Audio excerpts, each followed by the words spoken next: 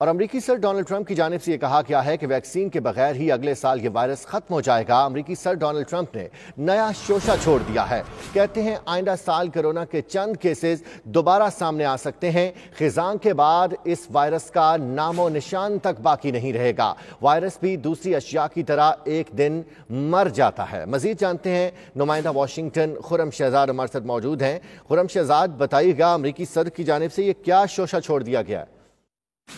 جی بالکل، president Trump جو اس وقت سخت اپنے مخالفین کی تنقید میں ہے، ان کا پریزیڈنشل الیکشن بھی آ رہا ہے۔ اس نتیجے میں وہ ہر ممکن کوشش کر رہے ہیں جہاں پہ بتا سکیں کہ گورنمنٹ جو ہے وہ پورے کنٹرول میں ہے، وہ اس وائرس کو ختم کرنے کے لیے پوری کنٹرول میں ہے۔ تو اس وجہ سے اس طرح کے بیانات دے رہے ہیں جس کے اندر وہ انٹرسٹ دے رہے ہیں اپنے اپنی عوام کو کہ وہ وائرس کو ختم کر رہے ہیں۔ اسی وجہ سے ان کا یہ کہنا تھا کہ وائرس جو ہے وہ بھی ختم ہو جائے گا، وائرس کی ویکسینیشن تیار ہو رہی ہے، وائرس کی اگلے سال تک وائرس کا نام و نشان نہیں رہے گا۔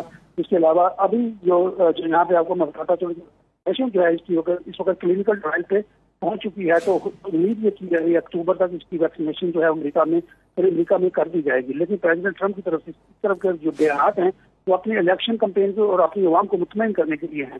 اس کا حقیقت سے کوئی تعلق ہے کہ نہیں ہے، لیکن ایوری ڈے وہ کوئی نہ کوئی پریس کانفرنس کر رہے ہیں۔ لیکن ساتھ ہی ساتھ ہم دیکھ رہے ہیں کہ وائٹ ہاؤس کے اندر بھی اس وقت کرونا پہنچ چکا ہے۔ ایک فوجی اہلکار جو پریزیڈنٹ ٹرمپ کی حفاظت میں مامور تھا، اس کو بھی کرونا پازیٹیو آیا۔ اس کے علاوہ ان کی پریس سیکرٹری ہے وائس پریزیڈنٹ کی، ان کو بھی پازیٹیو آیا۔ آج پریزیڈنٹ ٹرمپ اور وائس پریزیڈنٹ پینس کا بھی کرونا پازیٹیو جو ٹیسٹ تھا اس کو نیگیٹو آیا۔ ان کا ٹیسٹ اس کی وجہ سے کیا گیا جب جو وہاں پہ اسٹاف تھا اس کو بھی ٹھیک ہے، بہت شکریہ خرم شہزاد، نمائندہ 92 نیوز واشنگٹن۔